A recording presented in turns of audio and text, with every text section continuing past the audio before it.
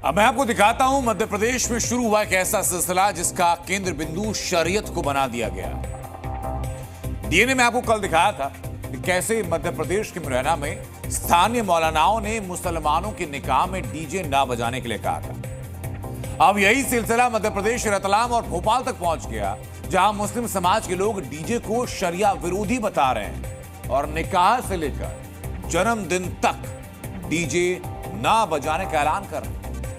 अब सवाल है कि अचानक आखिर डीजे का विरोध शुरू क्यों हुआ? कुछ लोग डीजे और शरिया के बीच ये कौन सा कनेक्शन निकाल कर लाए हैं? और क्या फिर इन लोगों के दिमाग में तालिबानी सोच है जो संगीत को हराम करार देती है? साल 2021 में जब अफगानिस्तान पर तालिबान का दोबारा कब्जा हुआ था, तब ऐसी ही तस्वीरें सामने आई। शरिया का हवाला देकर तालिबान ने पूरे अफगानिस्तान में संगीत पर बैन लगा दिया था। और अब कुछ ऐसी ही बातें भारत में सुनने को मिल रही है। डीजे गाना बजाना हराम करार दिया है। इन शरीयत के हिसाब से ये सब चीजों का मना आएगा। डीजे वगैरह का हमारा भी क्या इस्लाम के अंदर इसके लिए बिल्कुल मना ही है। शरीयत के हिसाब से तो ये खिलाफ है कि ये बजना नहीं चाहिए। मुस्लिम समाज के एक तबके को निकाह में डीजे कबूल नहीं, क्योंकि उनके मुताबिक शरिया में मौसीकी यानी संगीत की इजाजत नहीं। डीजे यानी संगीत का विरोध करने वाली इस सोच को समझने के लिए हमने मध्य प्रदेश के अलग अलग शहरों में मुस्लिम समाज के लोगों से बात की। जवाब क्या मिला आप खुद सुनिए। मुस्लिम महिलाएं और मौलाना क्या कह रहे हैं भोपाली, वो बातचीत के जरिए इनके मन की बात बाहर निकल कर सामने आएगी। मध्य प्रदेश के कई मौलाना कह रहे हैं कि नो एंट्री निकाह में डीजे की। क्या आप सहमत हैं? डीजे बिल्कुल नहीं बजना चाहिए। नहीं बजना चाहिए? नहीं बजना चाहिए। क्यों नहीं बजना? इसलिए कि इस्लाम और शरीयत इसकी इजाजत नहीं देता। मौसीकी हराम है। निकाह में डीजे नहीं बजेगा? नहीं बजना चाहिए। नहीं बजना चाहिए। क्यों? क्योंकि हर इंसान की कोई ना कोई परेशानी है ना। डीजे वालों का क्या होगा? आज का नया जमाना है, वो अपना बिजनेस नया कर लेना, कोई और कुछ और काम ढूंढ लेना। वो इस्लाम में हराम है तो हराम है, इस्लाम में जायज थोड़ी ना है कि ज्यादातर डीजे तो मुसलमानों की होते हैं। तो बेवकूफ है ना वो लोग। भोपाल के लोगों को निकाह या किसी किस्म के जश्न में डीजे कबूल नहीं था। इसी सवाल को लेकर हम रतलाम पहुंचे, जहां मुसलमानों से हमने सीधा सवाल पूछा, निकाह में डीजे बजाएंगे या नहीं?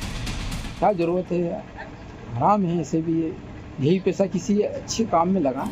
इस्लाम के हिसाब से प्रतिबंधित है ये चीजें। हमारा निकाह जो है एक छोटा सा उसके हिसाब से होता है, धार्मिक हिसाब से निकाह बिल्कुल सादगी से होना चाहिए। इस्लाम धर्म में डीजे बैंड नाजायज चीज़ें और ये नहीं बजना चाहिए। और काफ़ी हमारे समाज में बदलाव आया कि काफ़ी समाज ने बंद कर दिया है। ये पहली बार नहीं है जब संगीत या डीजे को लेकर मुस्लिम समाज के किसी तबके ने विरोध जताया और हर बार शरिया का हवाला दिया जाता है। लेकिन शरिया और संगीत को लेकर मुस्लिम विद्वानों की एक अलग राय है। मुस्लिम स्कॉलर्स संगीत की किस्म के आधार पर उसे हराम करार देते हैं और कुछ ऐसी ही राय भारत में रहने वाले मुसलमानों के दूसरे तबके की, जो शरिया का हवाला देकर संगीत को प्रतिबंधित करना कट्टरपंथी सोच का सबूत मानते हैं। मुस्लिम समाज ने डीजे के ऊपर बैन लगाया शादियों के अंदर, वो एक स्वागत योग्य फैसला है और देश भर के मुसलमानों को इसको मानना चाहिए और अपनी शादियों को और ज्यादा आसान करना चाहिए। हमें अपने त्योहारों में और शादी महोत्सवों में ध्यान रखना चाहिए अपने पड़ोसियों का कि हमारी खुशी से किसी हमारे पड़ोसी को नुकसान ना पहुंचे।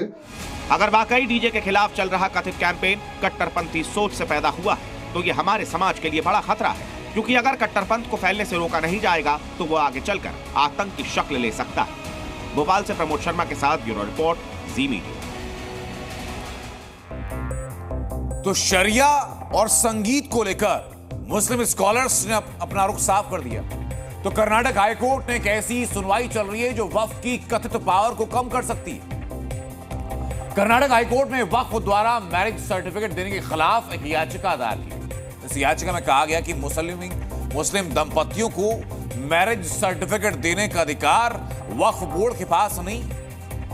साल 2023 में राज्य सरकार ने एक आदेश पारित कर कर्नाटक वक्फ बोर्ड को मैरिज और तलाक सर्टिफिकेट देने का अधिकार दिया। दलील दी गई कि विदेश यात्रा करने वाली मुस्लिम दंपतियों को सर्टिफिकेट के अभाव में कठिनाई का सामना करना पड़ता था और इसी वजह से वक्फ बोर्ड को मैरिज सर्टिफिकेट जारी करने का आदेश दिया गया। लेकिन इस आदेश पर साल 2024 में कोर्ट ने रोक लगाई, लेकिन बावजूद इसके वक्फ द्वारा मैरिज सर्टिफिकेट जारी किए जा रहे थे। सुनवाई हुई तो सुनवाई के दौरान बेंच ने कहा कि वक्फ एक्ट के तहत वक्फ बोर्ड के पास मैरिज सर्टिफिकेट जारी करने का कोई अधिकार ही नहीं है और अब इस मामले पर सुनवाई 19 फरवरी को होनी है। लेकिन माना ही जा रहा है कि अगली सुनवाई में अदालत फैसले के रूप में अपना रुख भी साफ कर देगी।